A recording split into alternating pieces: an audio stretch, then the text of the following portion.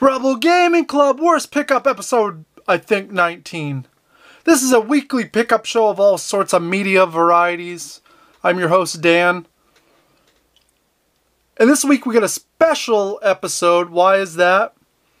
Well, I was talking for the last couple months here with my old friend, Sean Dave. And what has happened is he unearthed his childhood collection of video games. He was cleaning out his mom's house, and she had it stored away. And he hit me up, and he's like, well, I could just send you this collection, and you can put it into your collection. And I said, I love that idea. Let's do that. So this week, we have over 200 games, and what we're going to do is we're going to show them. But I had a conversation with Sean Dave about his history in gaming and you know, his memories of some of these games. And we just shoot the shit. So what's going to happen is we're going to talk. You get to hear that. So it's kind of like a podcast, but you're going to see the pickup as well. Because I'm going to have that kind of a box in box. It's going to be fun. There's some really rare games in here, which is awesome to add to the collection. We got multiple systems. We got all kinds of good stuff. So hang out with us. It's going to be a little bit longer than normal because it's a lot of games. But yeah, it's going to be worth it. Trust me. Just hang out. Hey guys, I found some junk down at my thrift. It's a video game, a DVD, turntable, and a plushie. Yahtzee, Chatsky, a board game or two. So welcome to the worst pickup. Welcome. Yep.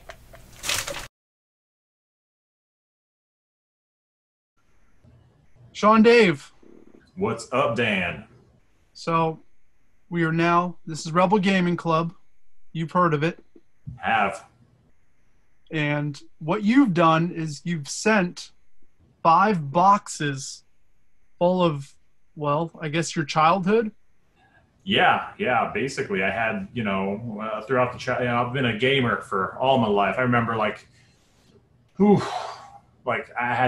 remember getting the original Nintendo Entertainment System. It was actually like the combo pack where the NES came with Super Mario Brothers and Duck Hunt on a cartridge, and been playing ever since then. So that is your first memory of a video game system?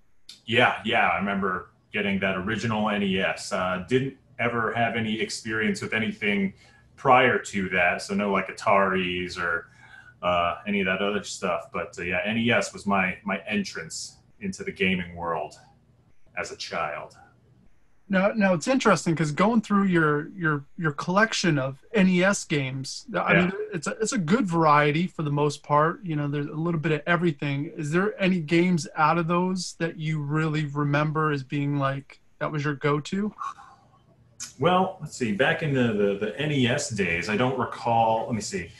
I know as I got older, I started to go more heavily towards more story-based, like RPGs and stuff like that. But when I was on the NES, gaming was still relatively young at that point, but it was so was I. So I really didn't have like a huge taste level, and they didn't really have there was obviously, like you said, there's a large variety, especially in just what I sent you, but they were still trying to figure everything out just as much as I was. So, but I do remember I played like a lot of the staples on the NES. I remember playing things like, obviously your Mario Brothers games, but I liked Kirby and what else? I did play the original Final Fantasy, but I don't think I think other than maybe like Super Mario Brothers somewhere in there, I don't think I actually sent you any of those games. I had more than everything that I sent you at some point, and I don't know what happened to everything that I had that you didn't receive, but I was actually astounded that I still had as much as I did. Well, I saw there was a Dragon Warrior game in there, which is Oh an yeah, early classic. RPG. Yeah, I definitely played that. That was. I remember talking like on the school bus with that about that game with like kids that were older than me, and I was just like, I don't think when I got, I think that's what like made me want to get it. Just talking to them, and I was just like, they're playing this game. It's probably good. And I was like, hey, I want to get this game. And then I started playing it, and at that young age, I don't feel like I necessarily even understood the full concept of what the game was because they're so heavily story based that but Yeah, no, that's the problem. And growing up, I know for me at least, the RPG stuff, I didn't even have another friend that played those type of games. That uh, wasn't even an option. I didn't even know what that was until right. years later. Yeah, it was but I definitely kind of stuck with it because maybe it was just me being like, I like this guy, he's older than me, he seems cool, he likes this game, maybe I should like this game. So just getting in there and trying to force it and just try and figure out what I was missing. And short attention spans at that age too, so I don't know that at that age I necessarily fully appreciated it, but I don't know if I fully appreciated a lot of games at that point in time either way, because it's kind of hard to when you're that young. But Woo! I also saw with the stuff you sent, there was wireless NES controllers. yeah, man, I don't even. They're like um, Acclaim, I think. they're infrared controllers, so you have to like have it pointed directly at like the base station that it connects. Um, I guess they probably work. I remember them not working nearly as well as I wanted them to, but that was also, again, I was probably relatively young at that point, and I was like, wireless, I could go sit over here. It's like, oh, no, it's not working. I got to point it directly at the thing. But Yeah, kind of defeats the purpose when you got to be 5 feet away still right. and at one Yeah, it's just angle. like, well, I probably could be slightly further away with the actual cable, but, hey, they were trying. And I saw with your NES, you had some stickers on there as well. Was that Oh, that yeah, you're I doing? actually had there was like a little like hutch that I had. I'm pretty sure in the early part of us helping my mom clean out her house, I just like get rid of it, but it was like 3 feet high, and there was like a little cupboard you could open up, but in the bottom it was like there was like three little metal pieces, and you could put like games in there. It's like a little game stand, and then a little cupboard, and then on the top, you could put the actual NES, and it had like a big sticker of like Mario back before they had solidified like what he looked like. I don't know if it was official. I imagine it was official merchandise. It had like the Nintendo logo and stuff on it, but it was like a little gray You still have cabinet. that? No, it's on like wheels. I'm pretty sure it's gone. Oh no. Yeah, it was cool. It was Yeah, no, I know exactly what you're talking about actually, because that's like one of those collector pieces that everyone wants in their collection. yeah, no, I didn't even consider that. She was like, "Do you want this?" I thought it was pretty cool, and I was just like, I don't think it's necessary. Because it's like at that point in time, I hadn't even considered like sending all this stuff to you, and I was just like, I don't know. It's been here. It's been around a long time. It's really stood the test of time, and it's still in here. But at a certain point, I was just like, I'm not going to use this, and I didn't feel like I needed. Oh no, I hadn't even considered that it could be a collector's thing. So, but you just broke the hearts of at least 250 people that are going to watch this. I'm sorry, everybody. Sorry. Uh, moving on, I guess Super Nintendo stuff. Once again, a massive little pile of games there. Yeah, and once again, like there were so many more games that I'm astounded that there were as many as there still were, but I also question like where the other large portion went, because it's like there's so many games that I can remember having that are just not in that collection, but it's just like but I'm again surprised that as many of those are still around as there were for me to send. So Yeah, I mean, obviously the one that caught my eye right away was the Super Bomberman with the 5-player adapter. yeah, you like that? That's incredible. Now, were you playing with 5 players? Do you remember? Sometimes, yeah. Because again, I had my brother, and I have like some cousins that would come over, and but then I also had again my friend Derek, and then I had a couple other friends like Randall and John, the brothers lived across the street. Um, Sometimes Derek's sister would play with us, and yeah, there's definitely plenty of people to go around. We could at least get two people usually, but yeah, sometimes it was really cool to be able to have the option of getting like if we got a holiday and I got cousins coming over, we're getting five people playing at the same time. That's always a good time. Because before that, you weren't able to do that. Like that was like the groundbreaking thing to have five people going at once. Oh yeah, it was two or nothing, and then they came out with that adapter, and game changer. Yeah, so that caught my eye right away. There's a Harvest Moon game that you sent. Yes, that one. You see, and I wasn't ever sure, but because at that point in time, there was not like internet in any real form. It was just kind of like hearsay or just like word of mouth. But I remember my friend Derek, he had that game, and he was just like, "Yeah, no, this is actually pretty rare. They didn't release a bunch of these in the United States, and so it's kind of hard to get." And I was just like, "I want that." So got one. I was like, that didn't seem too hard to get, but I still got it. And yeah, And it's still really hard to get. so there you go. That's a Yeah, champion. that I mean, as far as collecting goes, that's the only way, because if you're paying top dollar for all these games nowadays, you wouldn't be able to amass any sort of collection really, because something like that on the open market, it's like $200.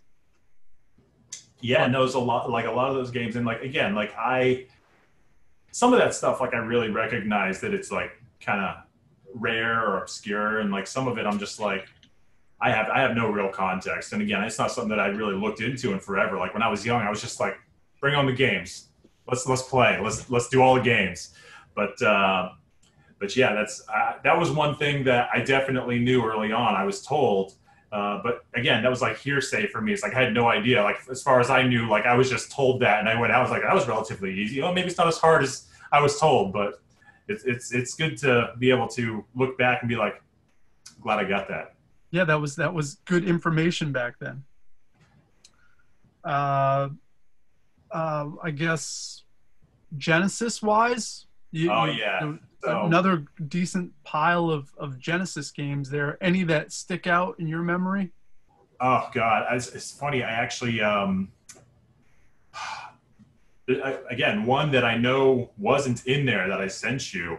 What was it? It was night something is where there's like invaders coming into this house, and they looked like ninjas, and you were sitting in a security van outside. Oh, Night Trap. Yes. Yeah, Night for the Trap. for the for the Sega CD. Yeah, with a live action. Oh, I remember playing that, and I could never fucking get anywhere in that game. It was so like unnecessarily difficult. But then my cousin Jesse came over. He's like, I got this, and he would just plow most of the way through the game, and it's just like very impressive. So Released that for the I Switch did and PS4. I did see that, and I looked at it, and I think it's because in the original version, like in the new version, you've got the small monitors down here, down low, so you can be watching the one you're watching up here, and then down low, it'll have like you can have like a small glimpse of what's happening on the other monitors, even though you're not focusing on. But the original game, unless you were actively flipping through, you had no idea what was happening on the other ones, and so it was real tough because you could be watching this, and then you could all of a sudden just fail because something happened in a different room that you had no idea anything was even going on in. So it was a lot of hit and miss. So that upgrade is huge. Yeah, no, so yeah, as far as Sega CD stuff, I'm looking at the pile over here right now. There was another game, the Dark Wizard game, that Oh caught yeah. my eye right away too, which is a tactical strategy game. Hmm. Was that your first introduction into that style of game? I don't even recall because I remember when we got that game. So at that point in time, like my dad has never been like a huge gamer, but I feel like around the time when we were getting these games and stuff, he was playing like some games occasionally. I remember specifically a game that he really enjoyed was Draken for the Super Nintendo. which was kind of like an RPG, but it was one of those ones where it's like a screen, and then you would like move to like the next screen. God, I remember him playing that one a lot. And this one, like, I saw it when I was like wrapping it up to send to you, but I don't recall, like, I'm sure I played it, but I don't recall ever, like, I have very little, if any, memory of that game. And so I feel like that might have been one of the ones that my dad was interested in playing that I never really was too aware of. But since then, yes, those strategy games, like, I have definitely played any number of them. But yeah, that was a cool find that I did notice when I was wrapping them up to send to you. So I definitely looked that interesting. up. I thought that would have been your first real introduction. I thought that's how you kind of like dove into it, because I knew that you also enjoyed that style of game. But that's funny you say it wasn't even really your copy. Yeah, right. I feel like my first like real like RPG that I got into was I bought a. Ready? I'll fuck your mother with this. I feel like my first like real like RPG that I got into was I bought a copy of, and this is it's funny because this is like widely considered to be one of the lesser games in the franchise, but I bought a copy of Final Fantasy Mystic Quest from my neighbor. And I remember playing that game, and I enjoyed it, but it was relatively, looking back, definitely relatively basic as far as the games in the Final Fantasy franchise go. But I definitely have a soft spot for that game, since it was like my first like conscious like playthrough of a Final Fantasy or an RPG game in general. So yeah, it's interesting. And you also have like all these manuals for all these games. Yeah, you can definitely see, because there's a lot of manuals that I sent you, and a lot of them do correspond with a lot of the games, but there's a lot of manuals in there for games that are not there. And that kind of, there's a lot of manuals, so that kind of shows you like the amount of games that I did have that are unfortunately just MIA. So now imagine if you had saved all the boxes too. Oh, I know, man. Like, that would have been a hell of a sight. Like when I was younger, though, it was one of those things. Like, I don't even remember like the time when it's just like, well, this is obsolete. But like when I was younger, it's just like, well, you move on to the next console, and then it's just like all these games or the old ones are just sitting there and not getting played. It was not one of those things where I had any sort of nostalgia when I was younger about that stuff. It's just onwards to the next big thing, I mean, it's funny. We obviously toured together for years, and pretty much lived together and recorded in different studios. And I don't recall us ever really discussing video games all that much. We did a little bit. I remember when we were in San Diego, and I think like you got like a PlayStation from somewhere, and I remember like you were ordering like video games on like GameFly. Yeah. I was gonna say like the equivalent of Netflix, but GameFly. Yeah. I remember you playing the Warriors video game while we were in San Diego. That's my memory of San Diego too. It was that one, and also Battalion Wars on the GameCube. Oh, I don't remember that. Yeah. Yeah, you don't. But Warriors we beat. I remember every night we'd sit down and go at it. Yeah, but that's like one of the few times I feel like we ever really engaged on like a larger level with video games. But yeah, it's kind of funny. And then like, after however much time passed after even our like reunion show that we did, which was so long ago now. But just seeing you start up this channel and like be the collector that you are, it's just like, it's kind of funny to see that we could have connected on this huge level that we had in common that we never really for whatever reason did. No, we didn't discuss it or anything. I guess there was so much music to talk about. That definitely was the priority throughout all that time. Never really thought too much about any of these other things, but no, not at all. But yeah, I was gonna say I did see, going back with the Sega Genesis stuff. I did like my parents had like a condo out in like at like the beach or something, and so like at home I had a Sega Master System, but then like we were actually living out at the beach for a while, and they got so we were out there regularly, and instead of taking the entire thing, which back in those days, especially the Master System was so cumbersome, they got one for out there too, and so that's why you ended up with two Sega Master Systems, which were also like different generations because they attach differently. Oh, so yeah, the two Sega CD systems. Yeah. Yeah. And then there's also a couple games in there that I think overlap. Like I told you, there's like, I think 2 Echo the Dolphins in there, 2 versions of that. And there, it looks like there might have been 2 Sonic CDs as well, but one Sonic is missing. Oh, right, yeah.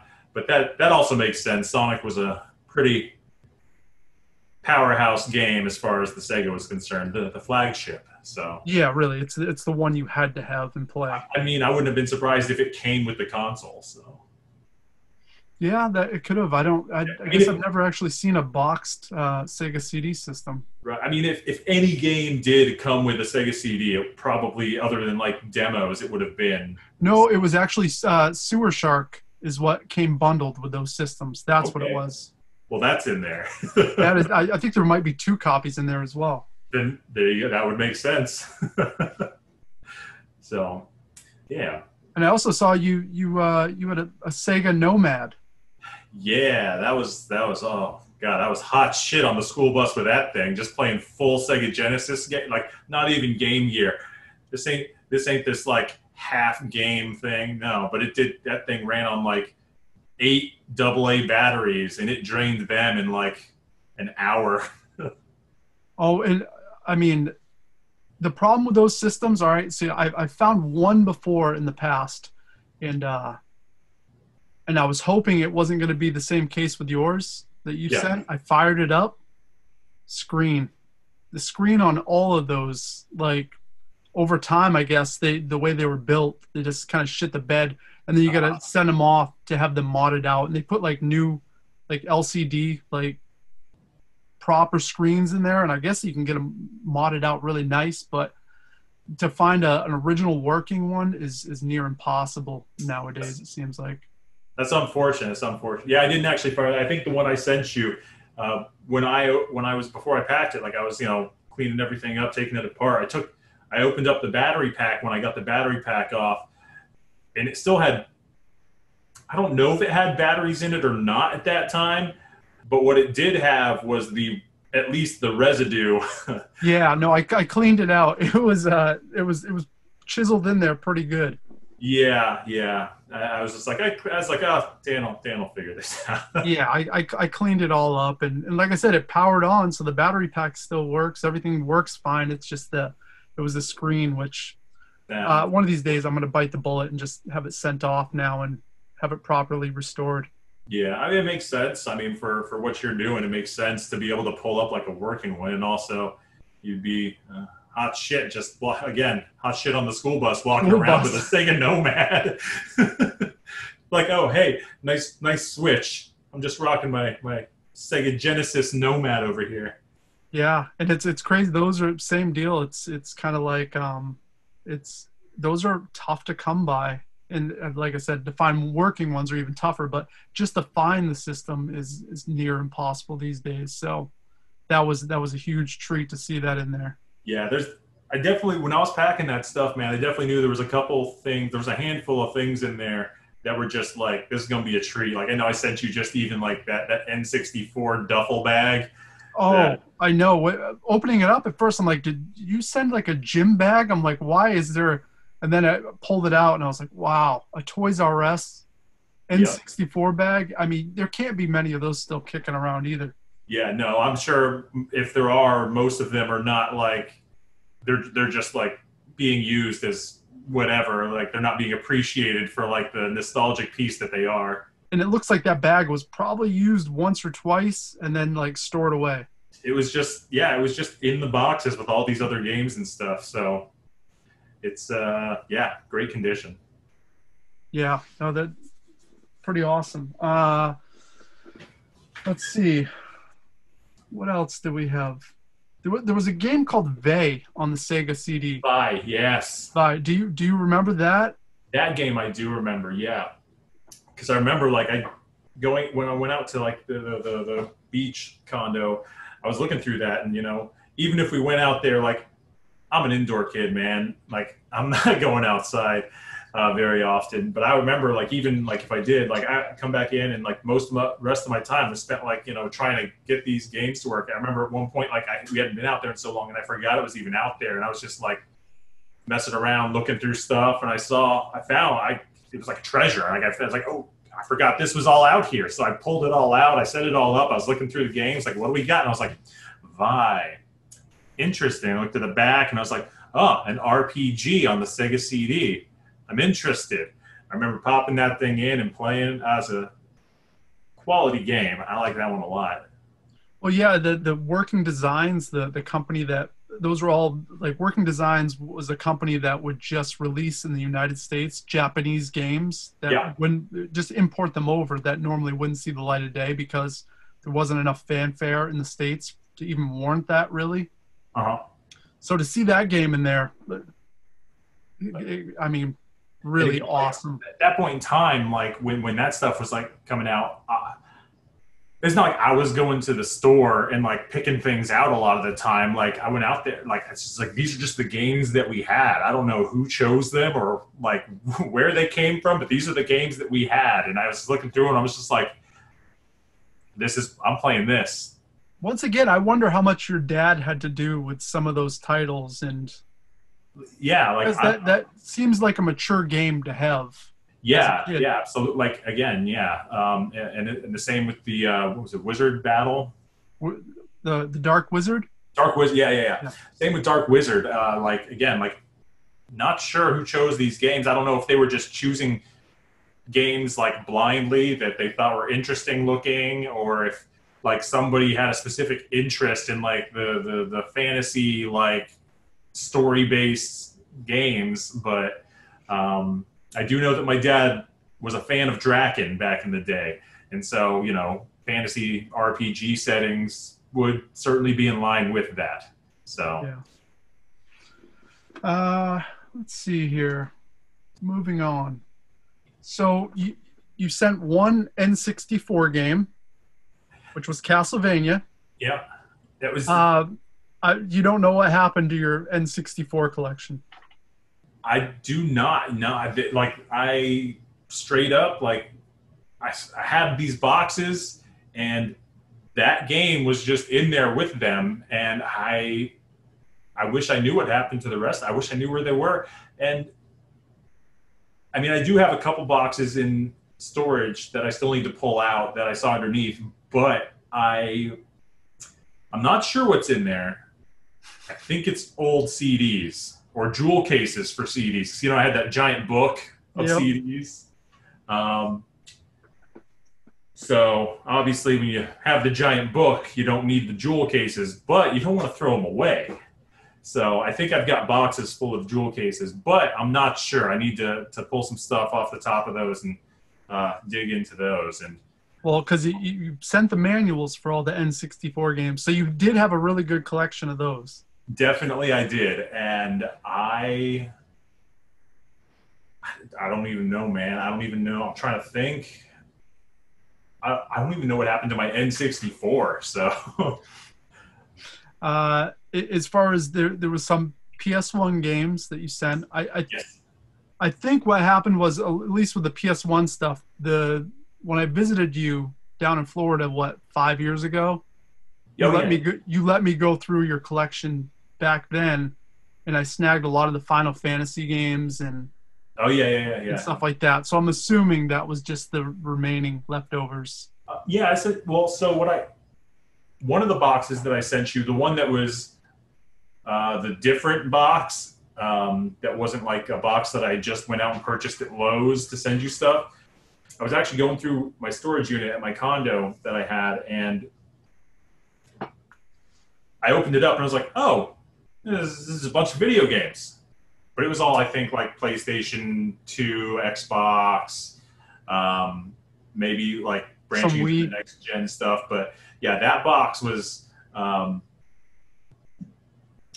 it was just like full of all those games. I didn't even really look through those. I'm just like, well, I'll just send Dan this box because I'm not sure. I know there was some PlayStation 1 games in there as well. But I was just like, yeah, I'll just send him this box. Not sure exactly what's in here, but obviously it's full of video games that I am not playing. So might as well just send that up to be appreciated with the rest of this treasure trove.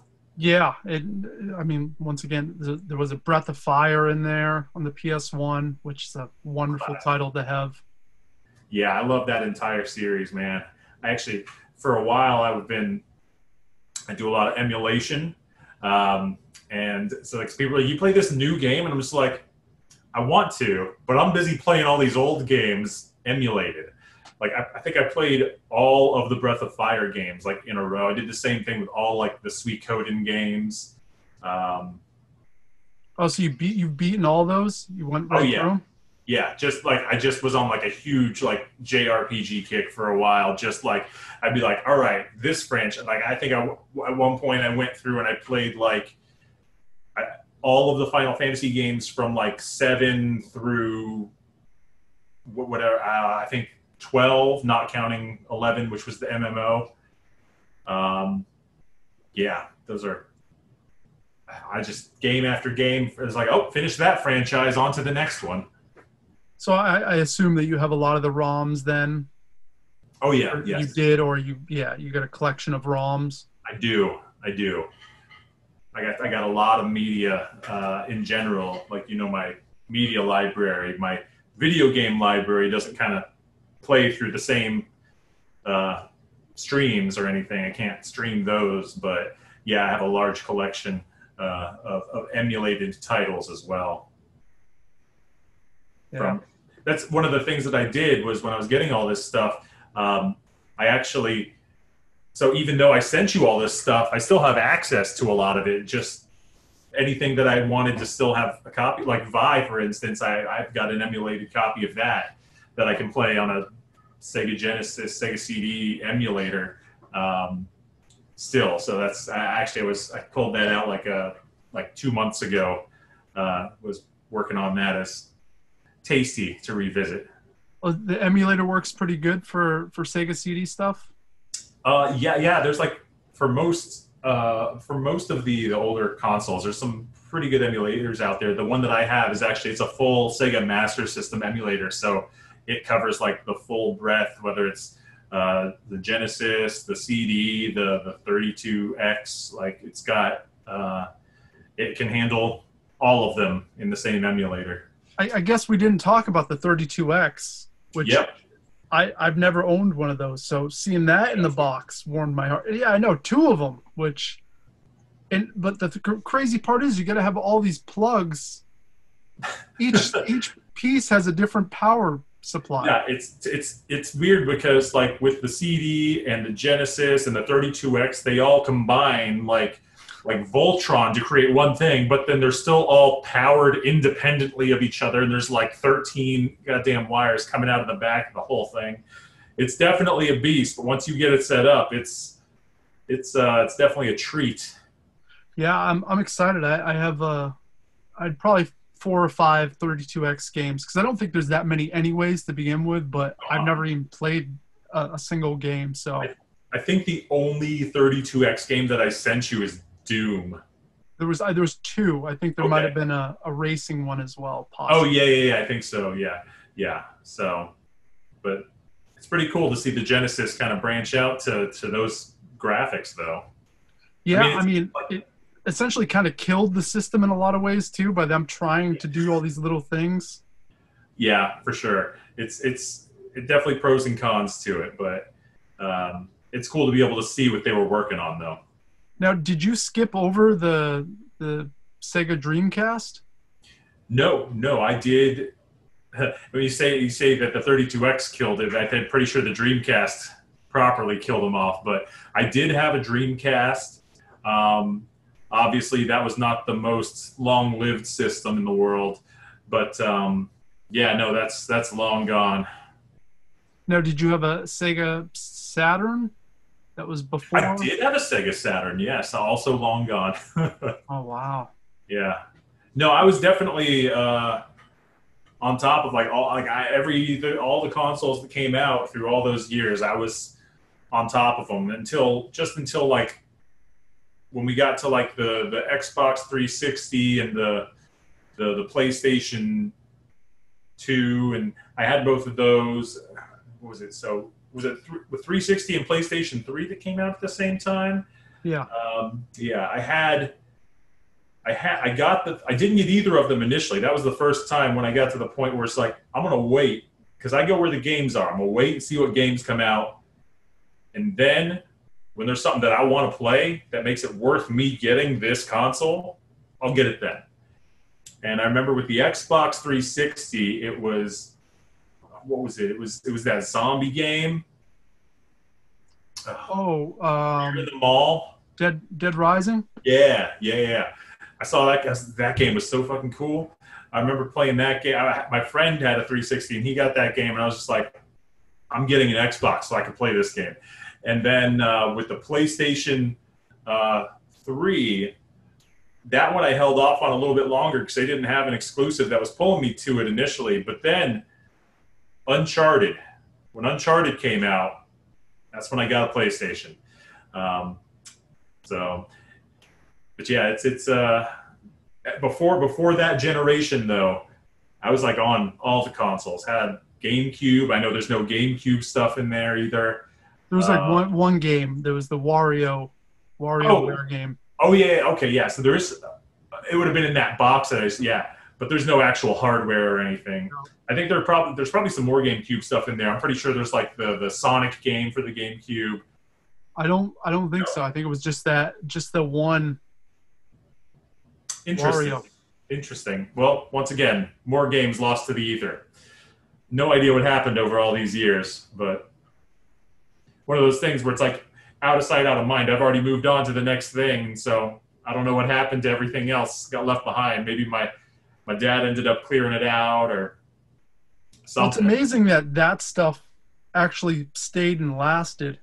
And then some of the stuff is just, but then again, maybe your brother might have.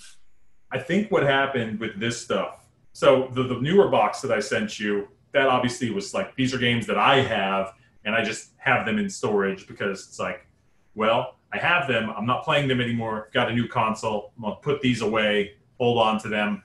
But I think what caused the big gap there is, so these older stuff, before my parents got divorced, this stuff was all at the house that my mom had, and my mom has held on to everything. And so these older games and consoles and stuff, they've just been in boxes being stored.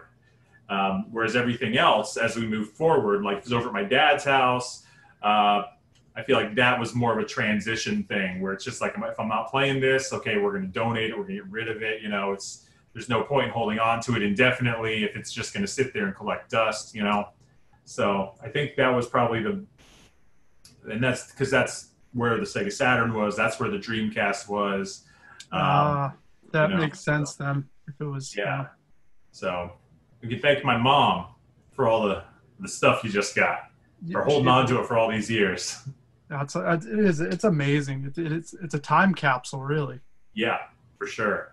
Yeah, there's definitely there's some stuff in there. I know there was one game that it's the Menacer, and it was like the light scope thing, and I don't have the hardware for it. I don't have the light cannon, but the game is in there. The game and the receiver that plugs in was in there. So now finding the gun is probably the easy part, really.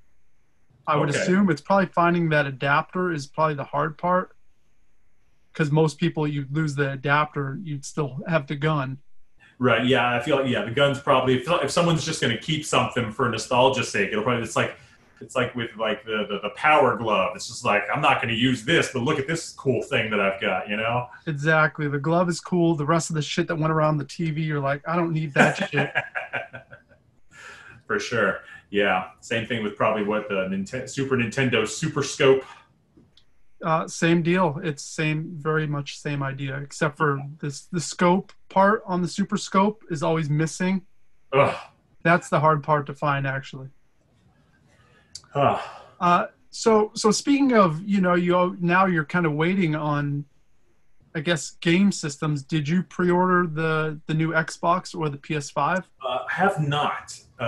Again, like that's like with the newer, since like the 360, PlayStation 3, I haven't really done any pre-orders. I've actually really gotten turned off of pre-ordering anything these days. I've been burned too many times at this point to where like I'm more than willing to let something come out and let the general public try it, and people will talk about if it's good, if it's not good, and you can, with the consoles, you can kind of see like the different takes on them. Right now, I feel like if I am going to get one of the new consoles, it is more likely to be the PlayStation 5 than the Xbox, whichever series. And that's mainly due to one, I can play the PlayStation 4 games forward, even if it's not going further back than that. But also, my biggest take is like I go where the games are, and also I'm a heavy PC gamer these days for two main reasons. One, no matter how fresh and new a console is, like I've got my PC souped up, and it's going to run a game better and faster than any console's going to. And two, no matter how fresh and new a console is, at some point it's going to be obsolete. People are going to move on. And if I have this game on a PC, I can just, as long as like there's not like a major software operating system change up that negates like the base functionality of the game, I can always just reinstall the game, like re-download it, reinstall it, and play it. Like it's always going to be there in my library. Whereas, it's a lot more complex to try to maintain a console. If I want to play this game, I got to re-hook up a console and put in a game that I have over here.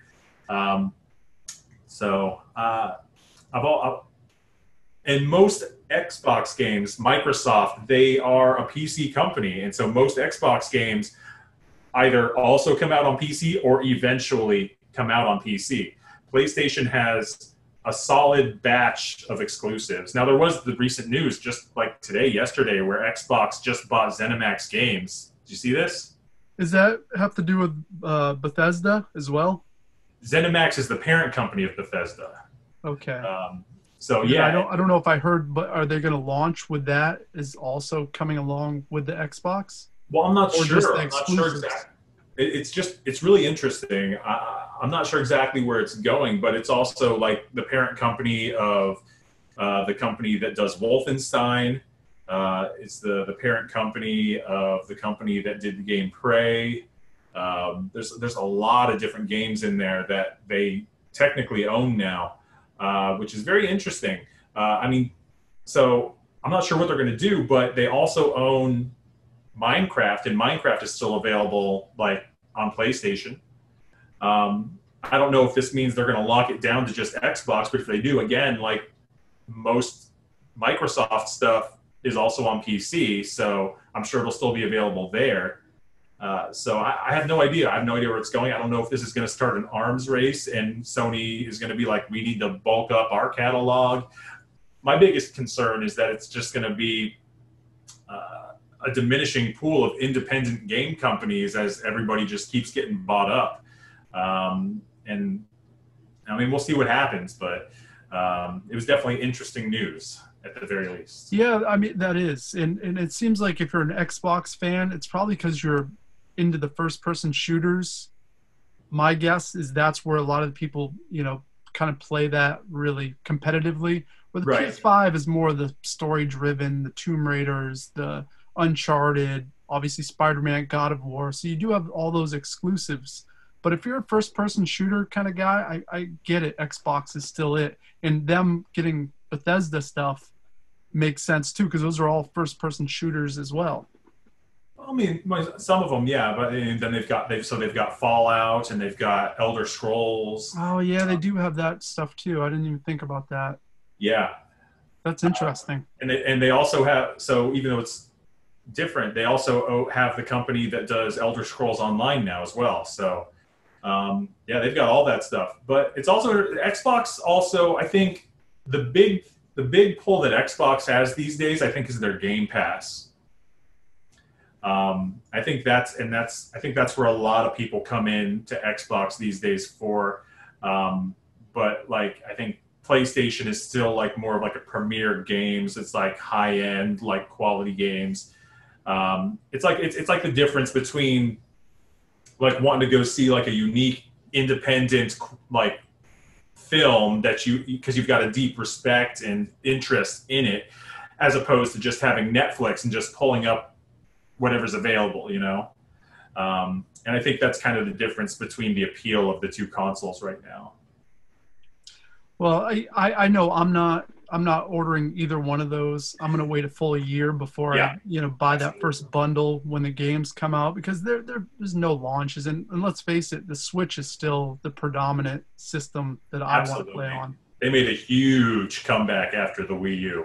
I mean, Nintendo kind of goes in waves where they have like a really dominant console, and then they kind of, I think it's just, they get innovative, and then it kind of dips back down, and then they start trying new stuff, and it maybe doesn't work immediately, but it's like a good prototype for what's coming next, and then they take that to the next level, and then it really strikes that nerve in the zeitgeist and takes hold, and they're back on top. But yeah, the Switch is definitely killing it right now. Did you order the Mario 3-pack? No, not yet. No, no. You still haven't? No, well, I told you about what happened with Pokemon, and I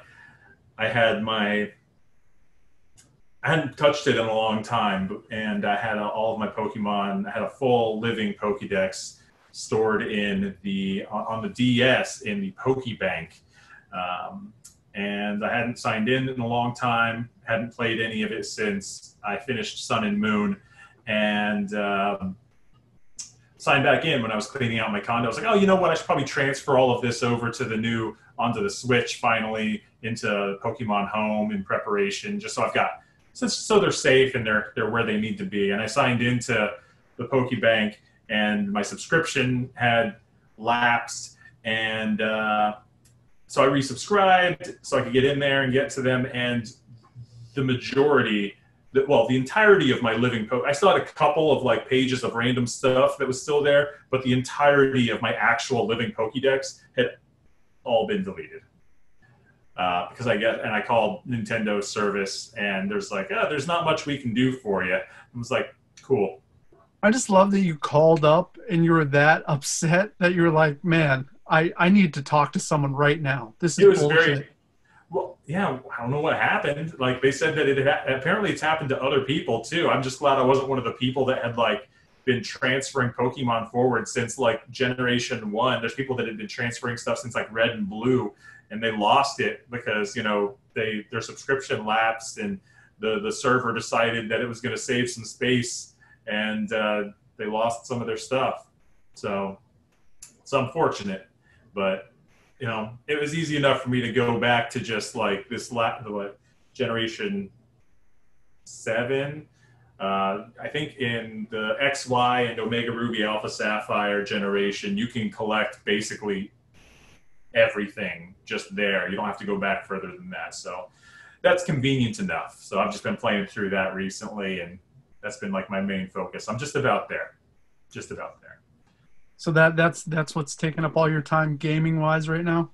Yes. 100%. Yeah. Rebuilding that so I can move all that forward. But I've got just a handful of things left, and then some mythologicals that I have to work on through some heavy trades. I guess with the new on the Switch, you can't. They've got it set to where you can't actually trade mythologicals, which is kind of defeats half the point, because you can only get those through special events or trading. So I'm trying to manage as much as I can on the DS before I push forward. Pokemon stuff I've tried, and it just doesn't click. I maybe I'm just a little bit too old for it to like fully grasp. The games are the storylines extremely simple. Like, the game's not overly challenging at all. You can blast through those games without even, barely grinding, barely even trying, and you can still be over leveled and just demolish it. Like the only two reasons that I find to really play is if you're a collector and you want to collect all the things, or if you're somebody that just really likes to play competitively. I am not a competitive player. I just want to collect all the things. So, I don't know. I got back into Pokemon a couple of years ago when Pokemon Go came out. I started playing that like everybody did for a while. And then I kind of got burnt out on it after like a couple weeks because it was not so much of a game at that point in time, so much as it was just like blind luck. And at that point, you couldn't do trades. There was no like, huge raids or anything. I don't know. And all it really did is make me want to play actual Pokemon where any amount of my actual skill would help me as opposed to just blindly walking around and hoping I run into something. So. Yeah, if there's no skill at all, it kind of hurts the whole vibe of it, in my opinion. Yeah, there's no logic going on. It's just sheer luck. Absolutely, it was, and it felt much more casual. I've been kind of like on it just casually recently because there's like one Pokemon apparently that with with the new Let's Go Pikachu and Let's Go Eevee, the first ones that came out on the Switch, which were remakes of the original Red and Blue for the Switch. It's the exact same thing as the original Red and Blue, but it plays like Pokemon Go, where instead of battling, you just throw the balls and try to catch things. But there is one new Pokemon that you connect it to Pokemon Go, and it's you can get it there, and then you have to collect so many of them to get enough Pokemon candy for it, like 400 to get it to evolve into the evolved form, and you can transfer them over to the other game, and so you can bring them into the actual newer games. But it seems like it's going to be a lot, and that's going to be the afterthought. Like that seems like a lot of work that I might put in later, but we'll see what happens. Maybe I can just trade for it sometime. But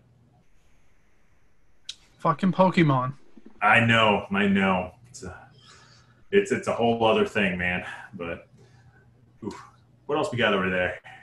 I don't know. I think that kind of wraps it up. I think we went through most of the stuff, the games, the consoles, and I obviously wanted to see your thought on some of the modern stuff, which I think we're sharing a lot of the same feelings that maybe a lot of people are. But then again, people are pre-ordering like crazy.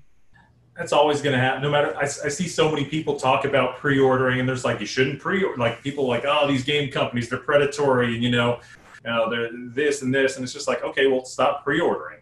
It's not too hard to just wait and see how things are once they're actually out, and you can see proper reviews and like public, when the actual non-reviewers, the critics get the game and people actually start talking about it and see if it's good. Or the same thing with the consoles. It's like, does it work? Is it buggy? What do you like? What do you not like? But there's no point in pre-ordering. No, especially when so you're pre-ordering to get it day one so you can play an updated version of Spider-Man and Demon Souls? Yeah. I've got plenty of games to play. I don't need to. Yeah, that's the other thing. I've got so many games, especially with like my huge list of like emulated stuff and all the stuff I've got on my computer. Like I have more than enough games to occupy myself with that I haven't even touched yet. So like back then, with the earlier consoles and stuff, before everybody was downloading games and stuff, it made sense to jump on the next console. Like, okay, I want to play all these new games. I want to see what's going on. But now it's just like, I've got plenty of games. It's not like I've played all the games that I have. Like when I had like a PlayStation 1, it's just like, I've played all the PlayStation 1 games that I have. I'm ready for the PlayStation 2. But now it's just like, I have a gigantic and growing backlog of games. I'll be fine. I'll wait and see how things turn out. I mean, if I stop getting games right now, I probably won't play all these in my lifetime. It's just not enough time. But yes, absolutely. Like, I feel the same way about my media library. Like, there's no way I can, like, people are like, oh, have you seen all these? I'm like, no, certainly not. There's no possible way. Yeah, I'm always curious about that, but then I realize you're just, it's for a rainy day. When you're in the mood, you want that option to be there. So Yeah, you like can watch. I'm an archivist and a curator. I like to have things that I think are worth having in my media library, whether it's movies, TV shows, video games, um, stuff that I'd be interested in playing, but also like curating, like with like my movies, TV, like I will get stuff, but I'll make sure it's got like proper artwork. I'll make sure that it's part of a collection, that the collection is as complete as it needs to be. Same thing with games. Like I never would start like I see like a new game come out that's like like when I saw the new Xenoblade come out, I was like, oh well, I want to play that, but I haven't played the original one. And then they came out with the remake of the original from the Wii. I was like, perfect. So it's definitely convenient that they decided to port so many Wii U games over, since the Wii U was not their most popular console, and there were so many games that people wanted to play but just hadn't because they didn't have the console. Well, like Pikmin 3. Yeah, so many games. And so after I finally make it through my Pokemon stuff, I think I might take a break because I just burned through X, Y, and Omega Ruby, and I'm almost done with my run of Alpha Sapphire, so I can round out a couple of things from there. I'll probably take a break from Pokemon for a while because I don't want to get too burnt out on it, Yeah. No, I mean, you could ruin a series by doing that. Absolutely. I don't want to run it into the ground too much. So, but I am looking forward to getting to some of the modern games. I'm excited about playing Sword and Shield once I get there. And I could just jump into it, but like the completionist in me is just like, I'm going to do all of this in order, make sure I've got all the things I need, and then I'll take it all forward and I won't look back. So now so if you're saying that, a game like Fire Emblem, would you restart every time you lost someone to try to? So, well, let's see. With Fire Emblem, funnily and strangely enough, the new Fire Emblem game, Three Houses, first Fire Emblem game I've played. I loved it. Wow. I have played it through twice in its entirety because there's 4 different paths to play the game through. I've played it through twice, and I took a break because I didn't want to get too burnt out on it, But first time I played through blind, just didn't really look into all the different in-depth mechanics, and I did what I could. Second game, I was like, all right, let's figure this out. Let's min-max this shit. Let's optimize my thing. And so, like halfway through my second run, I had recruited every possible classmate from every other house that was willing to join my house, and it felt pretty good. All right, so then you did go all the way. I'm definitely about min-maxing that shit. Like I'm just like, okay, I'm a collector, It's like I'm gonna collect all the students. All of you are in my class now. Come on. I don't need you, but I'm gonna take you. Exactly. It's just like I'm never gonna use you, but you're look at me. I'm the captain now. You're in my class.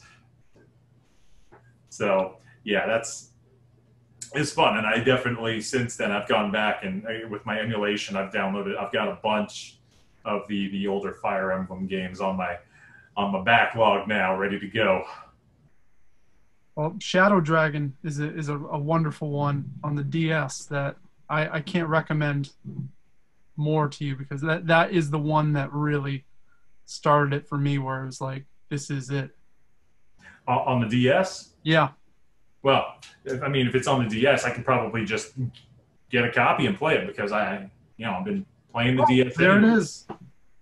I was literally playing that before we set this conversation up, finishing up some stuff and the Pokemon run I'm doing. So just keep that with me. My second run, it's like I'm not even concerned about the story. I'm just tapping A to get through everything.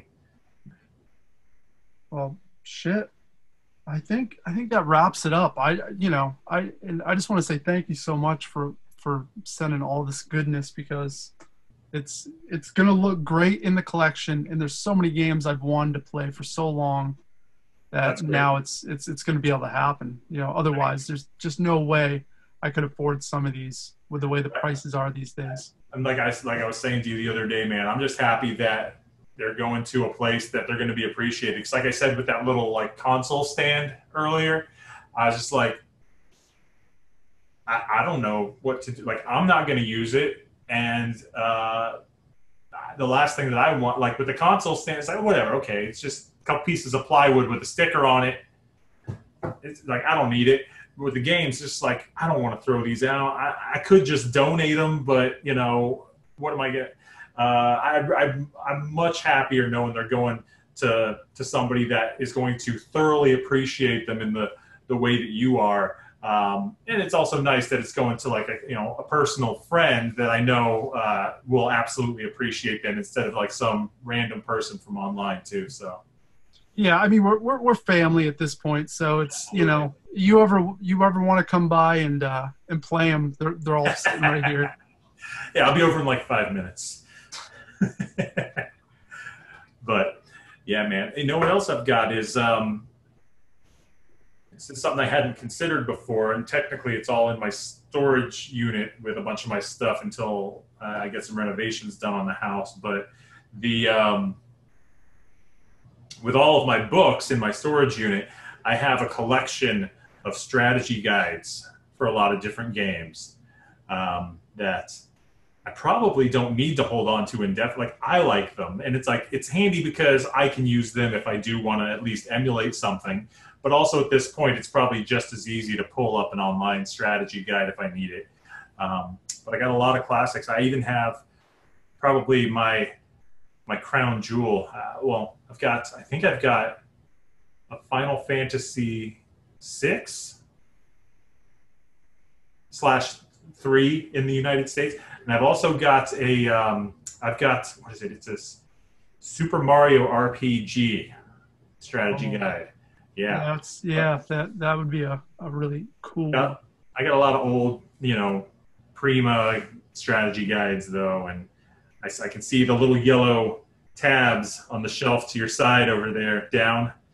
Yeah, well, you're seeing Nintendo Power, but up here I do have the Prima guides as well. Nice. Plus some of the real Nintendo ones. I had a lot of Nintendo Power magazines too, but went through those recently, but I think I didn't hold on to those. Sean, Dave, you threw them away. Yeah. Oh, don't throw anything away anymore. So let me know what you're throwing away. Well, this is before we were talking about doing all this stuff, and I was just. But please don't tell me you had issue 1 of. No. It was like random issues, like in the late, like they had like little Pokemon comics in them and stuff. So it was later on. It was not original Nintendo Power. All right, so it wasn't like the first wave, the first 10 issues. No, sir. All right, so I feel a little better about that. Yeah, it wasn't that egregious. Don't worry. And it was only like a handful of them. It was like 2 boxes. It was like that and like some old WWE magazines. That's another one of those things. I was just thinking about those, man. Yeah, no, it was interesting. It's like, those were the subscriptions that I had wrestling magazines and video game magazines coming at me. It's a good thing to have. Yeah, but all right, man.